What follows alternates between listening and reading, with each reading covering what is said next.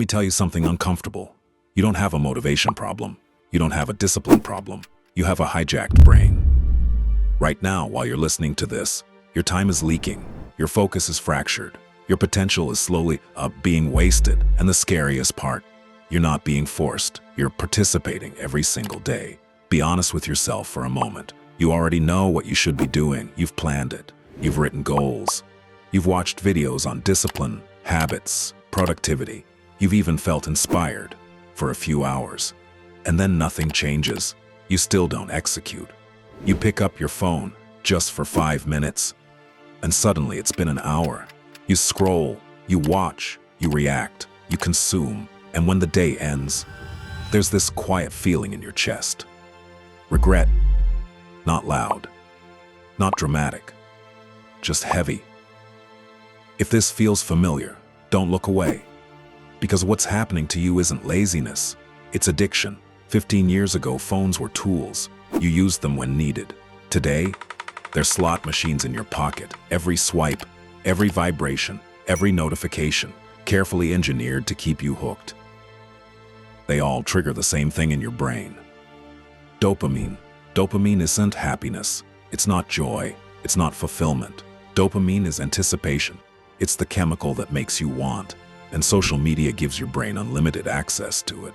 A funny clip, a new reel, a like, a comment, someone else's highlight reel. Your brain doesn't understand context. It doesn't know this is artificial. It doesn't know this is meaningless. It just knows one thing. This feels good. Repeat this. So it does. Again and again and again. Until something strange happens. Real life starts feeling dull. Silence feels uncomfortable. Hard work feels painful. Focus feels impossible. You start avoiding effort without even realizing it. And this is the part nobody warns you about. When dopamine comes too easily, your brain stops working for long-term rewards. Reading feels boring. Learning feels exhausting. Building something from scratch feels overwhelming. Not because you're incapable, but because your brain has been trained to expect rewards without effort. Scrolling is easy.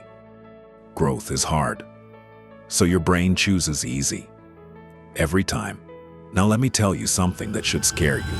If you scroll just 3 hours a day, by the time you turn 50, you will have spent over 14 years doing absolutely nothing. No skills, no progress, no legacy, just scrolling. 14 years you will never get back. And here's the worst part. You won't even remember what you watched. Think about that. Hours of your life disappear and leave nothing behind. Look at people around you. Some seem ahead. Some seem confident. Some seem to be moving forward. And you wonder what's wrong with you. Here's the truth. They're not better than you. They just learned how to sit with boredom, while you learned how to escape it. While they were uncomfortable, you were entertained.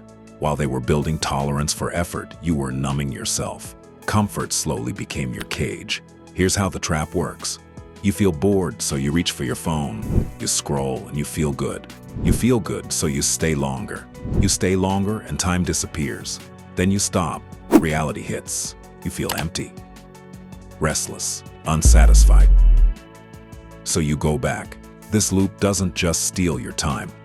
It steals your confidence, your patience, your belief in yourself. You start trusting yourself less. You say you'll do things, and then you don't. And slowly, quietly, you lose respect for your own word. People tell you, just be disciplined. But discipline doesn't work on a hijacked system. That's like telling an addict to just stop. Willpower is weak against biology. Your brain is optimized for dopamine.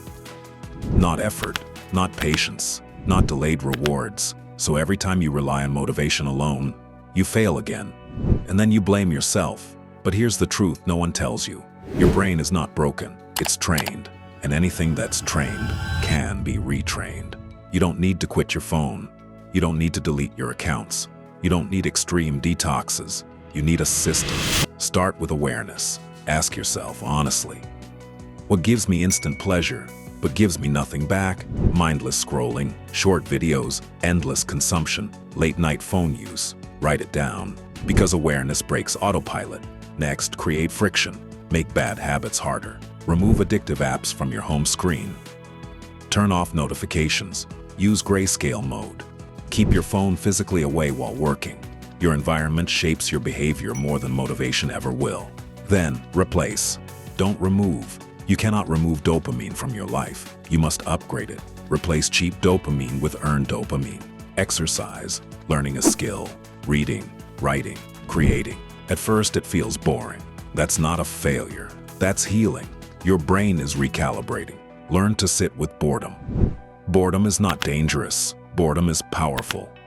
Boredom is where creativity returns, where focus rebuilds, where clarity shows up. People who can sit alone with their thoughts win in life. Create simple rules. Work before entertainment. Create before consuming. No phone for the first 90 minutes of the day. Simple rules. Follow daily. Change everything. Let me leave you with this. Your phone is not the enemy, but your relationship with it might be. Right now, there are two versions of you. One that scrolls, one that builds, one that consumes, one that becomes. Both exist. Only one gets fed. So the next time your hand reaches for your phone, pause and ask yourself, am I escaping my life? Or am I building it? Because one choice keeps you comfortable, the other makes you powerful. You don't need more motivation.